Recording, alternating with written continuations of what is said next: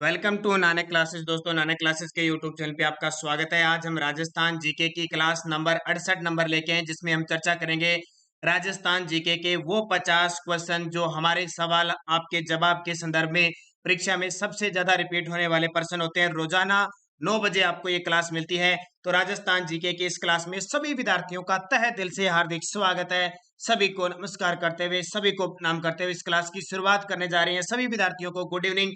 और जल्दी से वीडियो को लाइक कर दो, शेयर कर दो। अगर आप चैनल पे नए हैं तो इसको सब्सक्राइब कर लो और इसके पास लगे बेल आइकन के घंटे को दबा लो, ताकि जो भी वीडियो अपलोड हो आप तक उसका नोटिफिकेशन पहुंच सके। तो स्टार्ट आज के वो 50 क्वेश्चन जो आपको 30 मिनट में मिलने वाले हैं। राजस्थान के भौतिक प्रदेश से संबंधित महत्वपूर्ण क्वेश्चन आपको मिलने वाले हैं। पहला क्वेश्चन देखिए, राजस्थान के दक्षिणी पूर्वी पठारी भाग में पाई जाने वाली काली उपजाऊ मिट्टी का निर्माण किससे हुआ?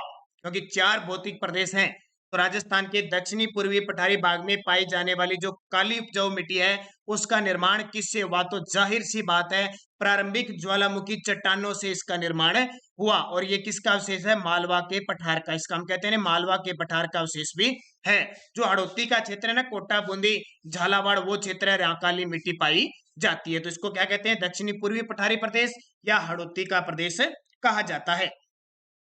दूसरा क्वेश्चन, राज्य का सर्वाधिक वार्षिक वर्षा वाला भौतिक विभाग कौन सा होता है? यानी राजस्थान में 4 भौतिक विभाग है, उसमें सबसे ज्यादा जो बारिश होती है वो कौन सा? कई बार संभाग पूछ लिया जाता है, कई बार प्रदेश पूछ लिया जाता है। तो हम सबसे ज्यादा बारिश वाला संभाग कहते हैं तो कोटा है, जिला कहते हैं तो झालावाड़ है, और जब भौतिक विभाग की बात आती है तो हम कहते हैं दक्षिणी पूर्वी पठारी भाग। मालवा के पठार से, शायद 3 नंबर छूट गया, 2 के बाद 4 आ गया। मालवा के पठार से लगता हुआ राजस्थानी भूभाग, भौतिक भूभाग कौन सा है? क्वेश्चन दक्षिणी पूर्वी भाग से जितने भी पेपर में आज तक बने हैं, जिस प्रकार क्वेश्चन आ रहे हैं वो सारे मैं यहाँ पे क्लियर करने वाला हूँ। इससे बाहर भौतिक प्रदेश का दक्षिणी पूर्वी पठारी भाग से क्वेश्चन नहीं आता। मालवा के पठार से लगता हुआ राजस्थानी भौतिक भूभाग कौन सा है? तो वो भी कौन सा है? दक्षिणी पूर्वी पठारी विभाग। मैंने आपको बताया था, आपने राजस्थान का नक्शा तैयार कर लिया होगा। आप जिसने अभी तक नहीं पढ़ा पढ़ लेना। ये जो क्षेत्र है वो दक्षिणी पूर्वी पठारी भाग है।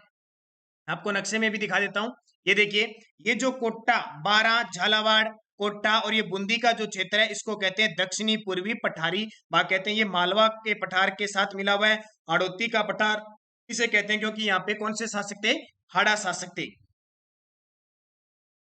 अगला क्वेश्चन, चंबल व उसकी सहायक नदियों के जल से राज्य का कौन सा भूभाग संचित है? चंबल नदी और उसकी जो सहायक नदी है उसके जल से कौन सा भूभाग सिंचित है? तो आपको पता है चंबल नदी इस साइड में बहती है और यहाँ से भैंसरोडगढ़ से होती हुई चित्तौड़गढ़ और बुंदीर, इन सोईमाधोपुर, क्रोली, कोटा, इनमें बहती है। तो ये क्षेत्र है, इसकी सहायक नदियां पार्वती है, कोई काली सिंध है, कोई सीप नदी है, कोई भी नदी है यहाँ से निकलती है। तो सबसे ज्यादा सिंचित किसको करती है? दक्षिणी, जो दक्षिणी पूर्वी पठारी प्रदेश है उसको सिंचित करती है। जब चंबल नदी की बात आ जाती है, हमेशा बनास की बात आती है तो पूर्वी क्षेत्र, लूणी की बात आती है तो दक्षिणी पश्चिम का क्षेत्र।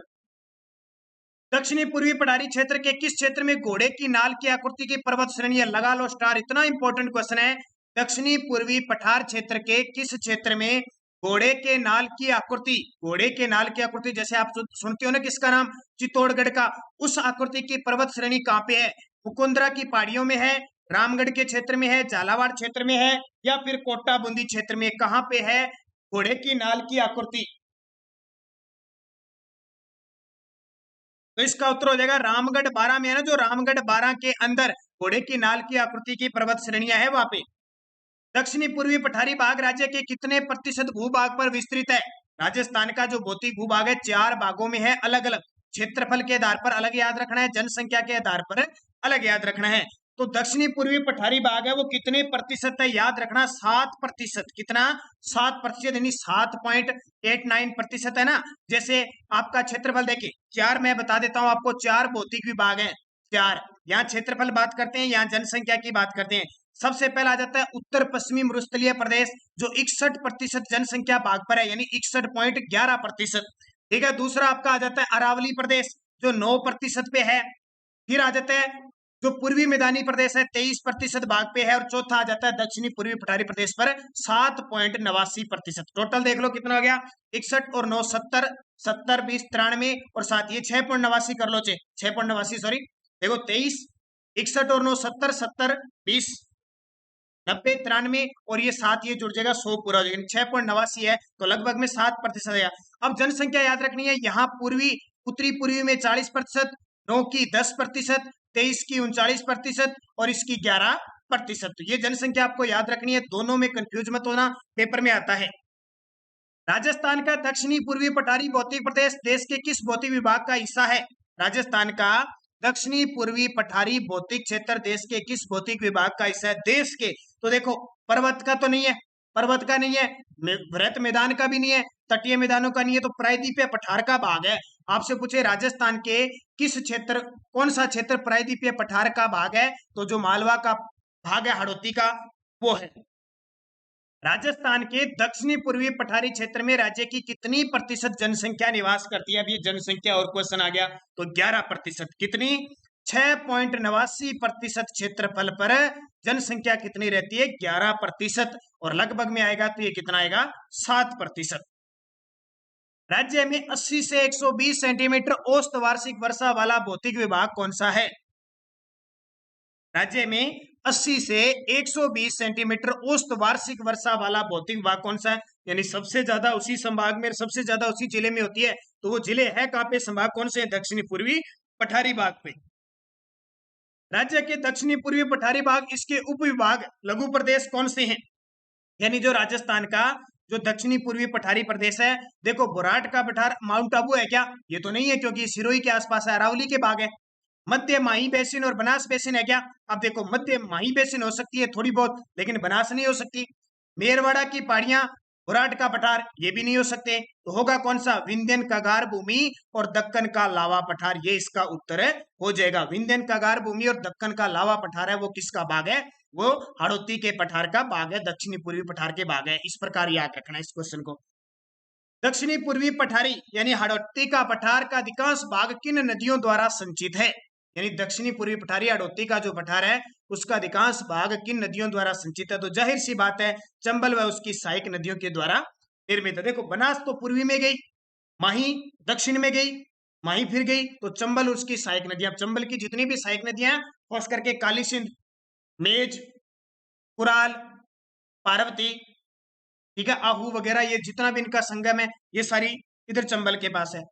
काली उपजाऊ मिट्टी मुख्यतः किस भौतिक विभाग की विशेषता? याद रखना, काली मिट्टी ये दक्षिणी पूर्वी पठारी क्षेत्र में होती है, दक्षिणी पूर्वी पठारी क्षेत्र में।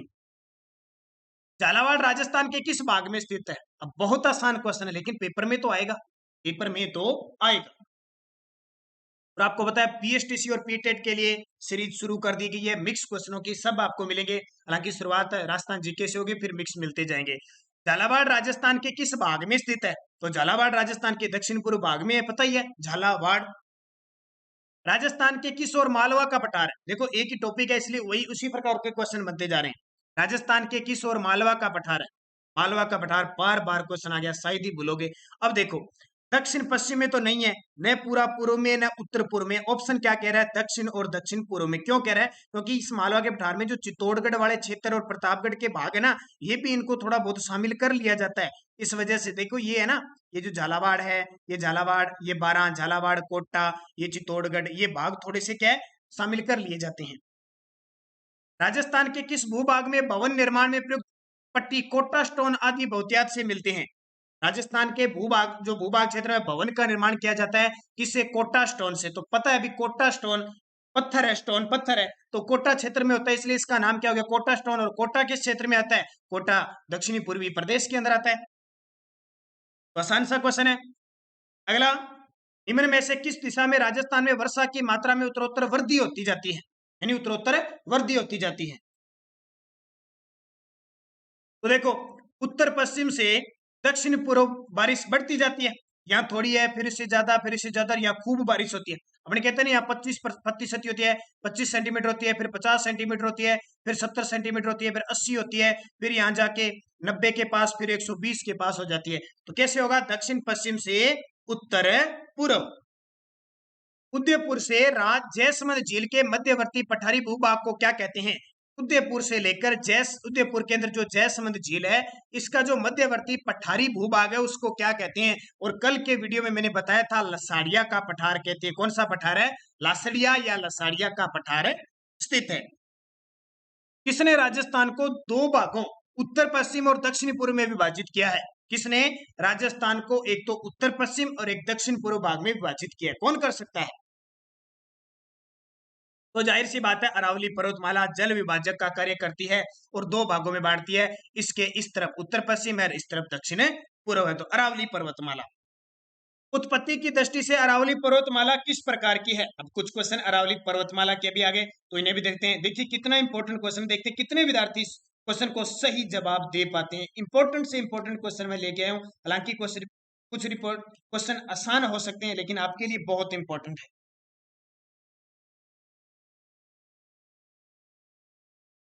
तो इसका उत्तर क्या हो जाएगा? उत्पत्ति की दृष्टि से अरावली पर्वतमाला किस प्रकार की है? तो वलित पर्वत है। ध्यान रखना, उत्पत्ति पूछे। अब वर्तमान पूछे तो वो अवशिष्ट है। क्यों है? क्योंकि लगातार वो खंडित हो रही है, कट रही है, दरें बन रही है, बहुत सारी नाल बन रही है, इसलिए कटाव हो रहा है, मिट्टी कट रही है, इसलिए वो अवशिष्ट है, यानी टूटी फूटी हो रही है। अब वर्तमान में पूछे अरावली पर्वतमाला कैसी है? अवशिष्ट है। उत्पत्ति की दृष्टि देखें तो वलित पर्वत है, माला है। 56 की पहाड़ियां राज्य के बाड़मेर जिले में है, जबकि 56 का मैदान कहाँ है? 56 की पहाड़ियां राज्य के बाड़मेर जिले में है, जबकि 56 का मैदान कहाँ पे है? जालौर में, सिरोही में, बाड़मेर में, बांसवाड़ा। जल्दी से कमेंट में जवाब दीजिए। और आपको पता है राजस्थान की सामान्य जानकारी और भौतिक प्रदेश पढ़ना बहुत जरूरी है, और इनमें किसी भी प्रकार का क्वेश्चन पूछा जा सकता है। ऐसे नहीं भी ये कहां से आ गया, ये सिलेबस में है, वो नहीं है, ये तो कहीं से आ सकता है। तो आपको पता है बांसवाड़ा जिले में 56 का मैदान है। जो माही नदी है वो 56 के मैदान को बनाती है। 56 नदी नालों के कारण इसको क्या कहते हैं? नालों के कारण क्या है? इसको 56 का मैदान कहते हैं। राजस्थान का वह जिला कौन सा है जिसमें एक नगर लगभग 1300 मीटर की ऊंचाई पर स्थित है? राजस्थान का वह जिला कौन सा है जिसमें एक नगर है वो 1300 मीटर की ऊंचाई पर स्थित है? तो जाहिर सी बात है, हमें पता है सिरोही है। सिरोही के अंदर जो एक नगर है, कौन सा? माउंट आबू। जो अबू पठार है, अबू अबू है, वो क्या है? इतनी ऊंचाई पर बसा हुआ है, 1300 मीटर की ऊंचाई पे हुआ है। तो वो हो गया।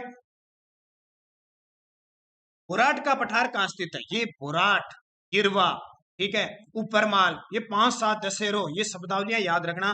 बुराट का पठार कहां स्थित है? अब सीधा आपको पता है, लेकिन अब यहाँ पे आपको दो दो जिले दे दिए, दो दो जगह दे दी, उनके बीच बताना है। तो बुराट का पठार कुंभलगढ़ और गोगुंदा के बीच है। ये क्वेश्चन आ सकता है, सीधा तो दिमाग में आ जाएगा बुराट का पठार कहाँ पे है। लेकिन जब फिक्स पूछे तो कुंभलगढ़, राजसमंद और गोगुंदा, उदयपुर, इन दोनों कुंभलगढ़ की पहाड़ी और गोगुंदा की पहाड़ी के बीच बुराट का पठार स्थित है। ऊपर माल क्या है? ये देखो, शब्दावलियां बहुत इंपॉर्टेंट है। उदयपुर का बुराट पठार है, उसको कहते हैं। चित्तौड़गढ़ और भीलवाड़ा के बीच की पठारी भूमि है, उसको कहते हैं। आबू क्षेत्र का पठारी भाग है, उसको कहते हैं नागौरी उच्च भूमि को। तो चित्तौड़गढ़ और जो भीलवाड़ा है ना, भीलवाड़ा और ये जो चित्तौड़गढ़ है आपका, इसके बीच जो क्षेत्र है उसको ऊपरमाल कहते हैं। ध्यान रखना, ऊपरमाल, बिजोलिया, विजयवली, ये क्षेत्र बहुत प्रसिद्ध है मेवाड़ क्षेत्र में। राज्य की आदिवासी जनजातियां मुख्यतः राज्य के किस भौगोलिक क्षेत्र में निवास करती है? राज्य की जो आदिवासी जनजातियां मुख्यतः राज्य के किस भौगोलिक क्षेत्र में निवास करती है? अरावली पर्वतमाला में, क्योंकि जो जनजातियां वो ज्यादातर वनों में रहती है। और आपका ये डूंगरपुर, बांसवाड़ा, उदयपुर है, ये राजसमंद है, चित्तौड़गढ़, इन क्षेत्रों में सबसे ज्यादा रहती है। तो ये क्षेत्र कौन सा आता है? अरावली पर्वतीय प्रदेश। अरावली पर्वत श्रृंखला की सर्वोच्च 3 चोटियां किस जिले में? टॉप की 3 चोटियां ना, वो किस जिले में है? सीकर में, अजमेर में, सिरोही में, उदयपुर में। देखो ये क्वेश्चन सारे पेपर में इसी प्रकार से आते हैं। बढ़िया तरीके से पढ़ना है। बीएसटीसी पीटेट के लिए टेस्ट सीरीज शुरू हो चुकी है। जितने भी विद्यार्थी हैं तैयार रहिए। मैं कोशिश करूंगा बीएसटीसी और पीटेट के अंदर कुछ रीजनिंग के क्वेश्चन, कुछ हिंदी के क्वेश्चन, कुछ साइको के क्वेश्चन सारे डालने की कोशिश करूंगा, ताकि आप बढ़िया तरीके से 50 से जितने भी क्वेश्चन है उनका अध्ययन कर सको। बस आपकी सपोर्ट चाहिए। आप वीडियो को लाइक किया करो, शेयर किया करो, जितने भी विद्यार्थी हैं ज्यादा से ज्यादा शेयर किया करो, ताकि हमारा कारवां बना रहे। लाइक होता है तो हमें ये मिलता है कि हमारे स्टूडेंट जितने भी देख रहे हैं उन्हें हमारा वीडियो पसंद आ रहा है, उतनी जी जान से हम वीडियो बनाते हैं। और 1000 देख लिए, 200 लाइक आ गए, 300 लाइक आ गए, वही बात है, फिर आप जितनी लाइक करने की फॉर्मेलिटी करते हो उतना हम कर देते हैं। तो अरावली पर्वत श्रृंखला की सर्वोच्च 3 चोटियां सिरोही के अंदर है। आपने नाम सुना होगा, कौन सी? गुरु शिखर सबसे ऊंची चोटी है सिरोही के अंदर। शेर आपने नाम सुना होगा, और दिलवाड़ा आपने नाम सुना होगा। 3 चोटियां हैं वो सिरोही के अंदर है। बुराट का पठार निम्न में से किन जिलों में विस्तृत है? अब जिला पूछ लिया, बुराट का पठार निम्न में से किस जिले में विस्तृत है? अब देखो पीछे क्वेश्चन क्या था, दोबारा दिखा देता हूं। बुराट का पठार कहां स्थित है? कुंभलगढ़ और गोगुंदा में। यहां से पता लग जाएगा राजसमंद और उदयपुर में। अब ये क्या कह रहा है देखो, बुराट का पठार निम्न में से किन जिलों में विस्तृत है? तो आप उत्तर दे सकते हो ना, उदयपुर और राजसमंद में। कहां पे? उदयपुर और राजसमंद में बुराट का पठार। ठीक है, ऐसे तो है नहीं कोई अगर किसी जिले की सीमा आ गई तो पठार को वहीं रोक देंगे। तो पठार तो ऐसे लंबा हो सकता है, किसी भी क्षेत्र में कितना ही लंबा हो सकता है। अरावली पर्वतमाला की समुद्र तल से औसत ऊंचाई, ये मैं कल इस क्वेश्चन की चर्चा कर रहा था, ये क्वेश्चन बार बार पेपर में आता है। औसत ऊंचाई कितनी है? अरावली पर्वतमाला को 3 भागों में बांटा गया है, ये क्लियर आपको बता दिया मैंने। ठीक है, उत्तरी, मध्य और दक्षिणी 3 भाग है इसके। अब यहाँ इनकी चोटियों की ऊंचाई अलग है, इनकी अलग है, इनकी अलग है, लेकिन टोटल औसत देखे ना, जैसे औसत के सवाल करते हैं ना, तो औसत ऊंचाई पूछे तो 930 मीटर है, इसको याद रखना, 930 मीटर है। राजस्थान का सबसे ऊंचा पठार कौन सा है? राजस्थान का सबसे ऊंचा पठार कौन सा है? तो पठार कौन सा है? उड़िया का पठार है। राजस्थान का सबसे ऊंचा पठार कौन सा है? उड़िया का पठार सिरोही के अंदर है। हर्ष की पहाड़ियां किस जिले में स्थित? बहुत ही आसान सा क्वेश्चन, बहुत ही आसान सा क्वेश्चन, और ये चर्चा में रहते हैं अक्सर। केंद्र सरकार, राज्य सरकार की कुछ योजना वगैरह होते हैं, तो ये जो चोटियां हैं वो चर्चा में रहते हैं। तो हर्ष की पहाड़ियां कहां पे? सीकर के अंदर स्थित है। कौन सा युगम सही सुमेलित नहीं है? शेर चोटियां, जो चोटी है, पर्वत है, वो सिरोही में है, जरगा उदयपुर में है, चिड़ियाटुक जोधपुर में है, आडावाल सीकर में है। तो शेर सिरोही में सही है, जरगा उदयपुर में ये भी सही है, चिड़ियाटुक जोधपुर में ये भी सही है। आडावाला पर्वत कल मैंने बताया था, आडावाल पर्वत कहां पे है? बूंदी के अंदर है, सीकर में नहीं, तो असमेलित हो जाएगा। अरावली श्रेणियों की चौड़ाई व ऊंचाई किस दिशा में बढ़ती जाती है? कल भी क्वेश्चन आया था, आज भी है, कोई भी विद्यार्थी गलत नहीं करेगा। अरावली श्रेणियों की चौड़ाई व ऊंचाई किस दिशा में बढ़ती जाती है? उत्तर पूर्व से दक्षिण पश्चिम, पूर्व से पश्चिम, दक्षिण पश्चिम से उत्तर पूर्व, या पश्चिम से पूर्व? चौड़ाई और ऊंचाई उत्तर पूर्व से दक्षिण पश्चिम की ओर, पूर्व से पश्चिम, दक्षिण पश्चिम से उत्तर, तो इसका उत्तर हो जाएगा उत्तर पूर्व से, क्योंकि इधर से चौड़ाई बढ़ती जाती है और लास्ट सिरोही आता है, सिरोही में चोटियों की ऊंचाई बढ़ती जाती है। एक और मैं आपको बता देता हूं, कल का मैंने आपको बताया था पीएसटीसी और पेटेट के लिए हम सीरीज शुरू करने जा रहे हैं, राजस्थान का सामान्य परिचय। पहला टॉपिक रोजाना लाइव 8 बजे की कोशिश हम करेंगे कि रोजाना आपको दे पाए। इसके अलावा 1000 प्लस मुख्य तथ्य की हमारी करंट अफेयर्स की क्लास जो पीडीएफ है तैयार हो चुकी है। जनवरी से जून 2021 तक, यानी लास्ट 6 मंथ की ये पीडीएफ रहेगी। किस किस में काम आएगी? राजस्थान आरपीएससी एसआई, इसके अलावा कॉलेज लेक्चरर का जो एग्जाम है, पटवार के लिए, ये तीनों के लिए तो रामबाण औषधि है। इसके अलावा वनपाल के अंदर भी ये मैटर आएगा, पीएसटीसी में भी मैटर आएगा, और पीटेट, इन सब के लिए पीटेट का क्वेश्चन राजस्थान का आ गया तो एक भी बार नहीं जाएगा। इसके अलावा चाहे जेवीएनएल का है, चाहे आरवीएनएल का है, या कोई भी आपका छोटा मोटा एग्जाम है जहां राजस्थान करंट अफेयर्स आता है, उसके लिए ये पीडीएफ बहुत इंपॉर्टेंट है। स्पेशल ई बुक है ये। क्या है? ई बुक, यानी आपको पीडीएफ मिलेगी व्हाट्सएप के माध्यम से। इसका चार्ज है 100 रुपए। 100 रुपए कहाँ करना है? आपके पास चाहे गूगल पे हो, चाहे आपके पास फोन पे हो, या आपके पास पेटीएम हो, कोई भी सुविधा हो, इस नंबर पे 8094496272 पे आप पे कर सकते हैं 100 रुपए, गूगल पे, फोन पे, पेटीएम, और इसी नंबर पे व्हाट्सअप करके और मुझसे पीडीएफ ले सकते हो। गूगल पे, फोन पे करके 100 रुपए स्क्रीनशॉट आपको व्हाट्सअप करना पड़ेगा, और तुरंत आपको ये 2021 की तो मिलेगी, 2020 की करंट भी मिलेगी। इसके अलावा कोई योजना, पुरस्कार, खेल का कौन क्या, जून तक नई जो कोई भी प्रशासनिक नेता बना है, वो सब की आपको हिंदी में उपलब्ध हो जाएगी। अगर कोई भी विद्यार्थी लेना चाहता है तो आपके लिए खास तथ्य के साथ। बड़ी बात देखो, हमारी 2019 और 20 की जो करंट अफेयर्स है वो वन लाइनर थी, लेकिन इसकी सबसे बड़ी खासियत ये मुख्य तथ्य इसमें अंदर समाहित किए हुए हैं। तो एक बार लोगे तो आपका सारा मैटर क्लियर है, हो जाएगा।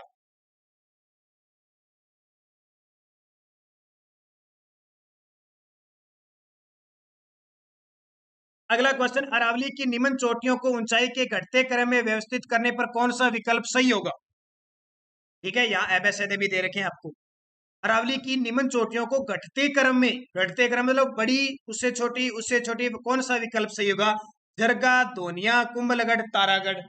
शायद चोटियों के नाम बहुत कम सुने होंगे, ध्यान रखना, इतनी चोटियां हम याद भी नहीं कर सकते, लेकिन मुख्य मुख्य चोटियां हमें याद रखनी पड़ती है। कौन कौन सी मुख्य मुख्य चोटियां? अब देखो कौन कौन सी, आपने तीन चोटियां, जरगा, कुंभलगढ़, तारागढ़, ये तो नाम सुने, और इनमें जानते हो सबसे चोटी ऊंची कौन सी है? जरगा है। ऊंची कौन सी है? जरगा, इसके बारे में जानते हो। जरूरी नहीं कि आप पूरा एकदम फिक्स इनमें कितनी ऊंचाई है याद रखो, जरूरी नहीं है। ऊंची जरगा है। जरगा के बाद आपको पता है कुंभलगढ़ है, तो ए हो जाएगा, फिर से हो जाएगा, और फिर आपको पता है तारागढ़ है। दुनिया तो छोटी होगी क्योंकि बड़ी होती तो हम अक्सर सुनते, हमने सुना ही नहीं है। ठीक है, ए से, उसके बाद में देखो ध्वनिया, ए से और ध्वनिया अभी पे और द, ये कॉम्बिनेशन इसका सही बैठेगा। दरगाह, फिर कुंभलगढ़, फिर दोनिया, फिर तारागढ़, क्योंकि तारागढ़ की 970 है, 970 से बड़ी है धोनिया, तो ये चार इसका उत्तर हो जाएगा। ऐसे बैद, तो इसका देखिए ऐसे बैद आ रहा है क्या भाई? ऐसे बैद इसका उत्तर हो जाएगा। ये क्वेश्चन थोड़े से कंफ्यूज करते हैं। अगला, कौन सा युगम सही सुमेलित नहीं है? देखो 56 की पहाड़ियां बाड़मेर में है, बिल्कुल सही है। त्रिकुट पहाड़ी जैसलमेर में है, बिल्कुल सही है। ऋषिकेश सिरोही में, ये भी सही है। ये ऋषिकेश वो हरिद्वार वाला नहीं है, हरिद्वार ऋषिकेश, ये ऋषिकेश चोटी है अपने सिरोही के अंदर, ध्यान रखना। मालखेत की पहाड़ियां जालौर में है, ये गलत है। मालखेत की पहाड़ियां सीकर के अंदर है। कहां पे है? मालखेत की पहाड़ियां सीकर में, तो ये असमृत हो गया। इस प्रकार के क्वेश्चन पेपर में आते हैं। सीकर जिले में अरावली की पहाड़ियां को स्थानीय भाषा में किस नाम से जाना जाता है? सीकर जिले के अंदर जो अरावली की पहाड़ियां हैं उन्हें स्थानीय भाषा में किस नाम से जाना जाता है? तो अभी पढ़ा, मालखेत की पहाड़ियां कहा जाता है। रघुनाथगढ़, मालखेत, ये सारे सीकर में है। राजस्थान के किस भौतिक विभाग में राज्य का न्यूनतम जनसंख्या प्रतिशत पाया जाता है? राजस्थान के किस भौतिक विभाग में राज्य का न्यूनतम जनसंख्या प्रतिशत पाया जाता है? अब अगर याद होगा ना, तो आपको पता है 40% आता है उत्तरी पश्चिमी भाग में, 10% आता है अरावली में, उसके बाद में 39% आता है पूर्वी क्षेत्र में, और 11% आता है दक्षिणी पूर्वी पठारी में। तो आपका उत्तर हो जाएगा मध्यवर्ती अरावली प्रदेश में है। अरावली प्रदेश में सबसे कम जनसंख्या पाई जाती है, तो मध्यवर्ती अरावली प्रदेश में। पर्वत चोटी और समुद्री जिले का कौन सा युगम असंगत है? देखो रघुनाथगढ़ जो पर्वत चोटी है सीकर में है, बिल्कुल सही है। उसके बाद बाबाई, बाबाई झुंझुनू में है क्या? तो ध्यान रखना, बाबाई कहाँ पे है? झुंझुनू के अंदर है, ये भी सही है। विराज पर्वत है, वो भी अलवर में, ये भी सही है। बरवाड़ा उदयपुर में नहीं है, ध्यान रखना, बरवाड़ा सवाई माधोपुर के अंदर है। कहाँ पे? जो आपने नाम सुना होगा ना, चौथ का बरवाड़ा, चौथ माता का मंदिर है, चौथ का बरवाड़ा, कंजर समाज की जो कुल देवी है चौथ माता, वो चौथ, चौथ बरवाड़ा, तो ये सवाई माधोपुर में, तो असंगत ये हो जाएगा। उदयपुर में राजसमंद से आगे पूर्व की ओर विक्षेपित वह कटा फटा प्रदेश क्या कहलाता है? उदयपुर में जो राजसमंद झील है उसके आगे पूर्व की ओर जो विच्छेदित वह कटा फटा प्रवेश प्रदेश है उसको क्या कहा जाता है?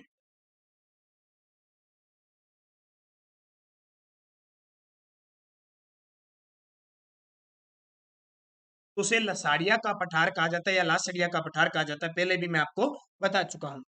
अरावली पर्वतमाला की निम्न चोटियों को ऊंचाई के बढ़ते क्रम में व्यवस्थित कीजिए। अरावली पर्वतमाला की निम्न चोटियों को ऊंचाई के बढ़ते क्रम में व्यवस्थित कीजिए, तो ये तो बहुत आसान है, आपको बताया सबसे बड़ी बढ़ते क्रम में करना है। बढ़ते क्रम में तो इसमें सबसे छोटी ढूंढनी है, छोटी से फिर बड़ी, फिर बड़ी, फिर बड़ी, ऐसे ढूंढनी है। पेपर में इस तरह का क्वेश्चन आपको एक मिलेगा। तो देखो सब इसमें आ जाएगी, पहले जरगा, फिर दिलवाड़ा, फिर शेर, और फिर गुरु शिखर, क्योंकि सबसे ऊंची गुरु शिखर है, फिर शेर आ जाएगी, फिर आपकी दिलवाड़ा, और फिर जरगा। तो उत्तर हो जाएगा ACBD। अब देखिए ACBD है क्या? ACBD ये उत्तर हो जाएगा। अरावली पर्वतमाला राजस्थान के दक्षिण पश्चिम में किस जिले से प्रारंभ होकर उत्तर पूर्व में खेतड़ी तक जाती है? अरावली पर्वतमाला राजस्थान के दक्षिण पश्चिम में किस जिले से प्रारंभ होकर उत्तर पूर्व में खेतड़ी तक जाती है? तो खेतड़ी कहां से स्टार्ट होती है? सिरोही से स्टार्ट होती है, खेतड़ी झुंझुनू तक जाती है। अरावली पर्वतमाला की सर्वाधिक ऊंचाई किस जिले में है? तो सर्वाधिक ऊंचाई सिरोही जिले में है, क्योंकि तीन जो शुरुआत की चोटियां हैं वो सिरोही जिले में है। अरावली पर्वतमाला की सर्वाधिक ऊंचाई किस जिले में है? तो ये उत्तर हो गया सिरोही। राजस्थान का कौन सा जिला मध्य अरावली में बसा हुआ है? और हमने पढ़ा था मेरवाड़ा की पहाड़ियां कहाँ पे है? अजमेर, मेरवाड़ा नाम सुनते हैं तो कहाँ पे? अजमेर में। अरावली श्रृंखला में नाग पहाड़ कहाँ स्थित है? और नाग पहाड़ का नाम आते ही आपके दिमाग में आएगा कौन सी नदी? लूणी नदी नाग पहाड़ से निकलती है, लेकिन बड़ी बात यहाँ अजमेर भी दे दिया और पुष्कर भी दे दिया। उत्तर क्या हो जाए? इसका उत्तर हो जाएगा अजमेर के पश्चिम में नाग पहाड़ स्थित है। चित्तौड़गढ़ के भैंसरोडगढ़ से भीलवाड़ा के बिजोलिया तक का पठारी भाग रियासत काल में किस नाम से जाना जाता था? चित्तौड़गढ़ के भैंसरोडगढ़ से भीलवाड़ा के बिजोलिया तक का जो पठारी भाग है, रियासत काल में किस नाम से जाना जाता था? ऊपर माल के नाम से जाना जाता था। निम्न में से राज्य का वह कौन सा है जिसमें मारवाड़ का लघु माउंट कहा जाता है? निम्न में से राज्य का वह स्थान कौन सा है जिसे मारवाड़ का लघु माउंट कहा जाता है? लघु माउंट आबू कहा जाता है। तो पिपलूद बाड़मेर का क्षेत्र है, उसे लघु माउंट आबू कहा जाता है। भारत में सबसे प्राचीन पर्वत श्रृंखला कौन सी है? बड़ा ही आसान क्वेश्चन। आज लगभग ये जो मुख्य मुख्य भौतिक प्रदेश के क्वेश्चन कंप्लीट हो जाएंगे। इसके बाद में हम चर्चा करने आगे कल जैसे होगा तो 2015 के अंदर जो महिला सुपरवाइजर का पेपर हुआ था, वो पेपर कल मैं आपको कराऊंगा। उसमें किस प्रकार के 50 क्वेश्चन आए हुए थे वो देखेंगे। तो अरावली पर्वतमाला, ऊंचाई के घटते क्रम में अरावली पर्वत की चोटियों का सही क्रम कौन सा हो गया? सबसे ज्यादा चोटियों से क्वेश्चन आएंगे, ये याद रखना। ऊंचाई के घटते हुए क्रम में बताना है आप। घटते यानी सबसे बड़ी। देखो, शेर, जरगा, गुरु शिखर ये तो नहीं हो सकती। सबसे पहले गुरु शिखर है, गुरु शिखर है, इसमें भी गुरु शिखर है, इसमें भी गुरु शिखर है, इसमें शेर है, इसमें दिलवाड़ा है, इसमें अचलगढ़ है। तो पहले शेर आएगी, दोनों कट गई। शेर, दिलवाड़ा और जरगा, 2 नंबर उत्तर हो जाएगा। जरगा अरावली की चौथी सर्वाधिक ऊंची चोटी किस जिले में स्थित है? ऊंची चोटी चौथी हो जाएगी क्योंकि पहली गुरु शिखर, दूसरी शेर, तीसरी दिलवाड़ा और चौथी जरगा। तो जरगा अरावली की चौथी सर्वाधिक ऊंची चोटी है, किस जिले में है? तो जरगा उदयपुर के अंदर स्थित है। आज का अंतिम क्वेश्चन, राजस्थान की पर्वत चोटियों को उनकी ऊंचाई के अनुसार सुमेलित करें। देखो, चोटियां चोटियां, जरगा, शेर, गुरु शिखर, अचल। टॉप की 5 सेट आपको याद रखनी है। ज्यादातर 90% चांस होता है वहीं से क्वेश्चन पूछने का। तो देखिए, जरगा सबसे देख लो 1722 मीटर है, तो गुरु शिखर के आगे, सीधी सी बात है। तो यहां लगा सकते हैं अपने सह का, तो हो गया ए। शेर की कितनी है? 1597। शेर की कितनी है? 1597। तो फिर अचलगढ़ होगी 1380 और जरगा की होगी 1431। तो ये हो गया। अब इसका कॉम्बिनेशन यहां देखिए क्या बैठेगा, कौन सा उत्तर इसका बिल्कुल सही बैठेगा? DADB। ठीक है, वैसे इसके आगे वो दिया नहीं है, मैं आपका उत्तर बता ही देता हूं। यहाँ पे मैंने क्लियर कर ही दिया। जरगा 1431 मीटर, शेर 1597 मीटर, गुरु शिखर 1722 मीटर और अचलगढ़ 1380 मीटर हो जाएगी। ये आपकी क्लियर क्या हो गई? इन चोटियों की ऊंचाई होगी। पेपर में यहां से पूछे जाते हैं, इसको याद रखना। आज के 49-50 क्वेश्चन आपके क्लियर हो गए, एक आधा क्वेश्चन मिस्टेक्स है। आज लगभग हमने पूर्वी जो भौतिक प्रदेश है, जो लगभग अरावली का है, दक्षिणी पूर्वी का है, उनको क्लियर कर लिया। आगे हम कल आपको बता दिया, वो वीडियो देखे। कल के विद्यार्थी जिन्होंने कमेंट में जवाब दिए तो ऑफलाइन मैं चर्चा करूंगा। हालांकि कल के वीडियो में बहुत कम लाइक हुए हैं, 819 अब तक वीडियो व्यू देखे गए हैं। 114 विद्यार्थियों ने लाइक किया, उन सभी को हार्दिक शुभकामनाएं, और जिन्होंने नहीं किया उनको भी हार्दिक शुभकामनाएं। अब कल के विद्यार्थी जिन्होंने कमेंट में जवाब दिए थे, कंटेंट प्रोवाइडर वनपाल स्ट्रेटजी वीडियो बनाओ प्लीज सर। तो कंटेंट प्रोवाइडर जी, आप 9 बजे की क्लास और सुबह 7 बजे की क्लास वनपाल के लिए देख लें, आपके लिए इंपॉर्टेंट है। शंकुतला देवी, आशा गुर्जर, गुड नाइट्स आपको भी। Ankit Sharma sir, Tokyo Olympic की वीडियो बनाओ, जरूर कोशिश करेंगे। Virendra Kumar Panwar, good night. और राज गोला जी, शुभ संध्या आपको भी सर। आर्ट एंड कल्चर की वीडियो बनाई। पवन चौधरी जी, इसमें सब मिक्स आ रहा है, आर्ट एंड कल्चर और बाकी प्लेलिस्ट में आप जाके देखिए। राजस्थान कला संस्कृति, Rajasthan history, Rajasthan geography, Rajasthan political, हर प्रकार का वीडियो हमारा उपलब्ध है, लगातार उपलब्ध हो रहा है। आपको ये भी वीडियो मिल जाएगा, तो आप लगातार अध्ययन करें। आगे आने वाले कुछ समय में आपको पता है खूब एग्जाम आने वाले हैं, बढ़िया तरीके से पढ़े, हर एक सब्जेक्ट को पढ़े, और जो भी आपकी मांग है उसके अनुसार हमें आपको वीडियो दिया जा रहा है रोज 9 बजे आपको। धन्यवाद दोस्तों, जय हिंद, जय भारत।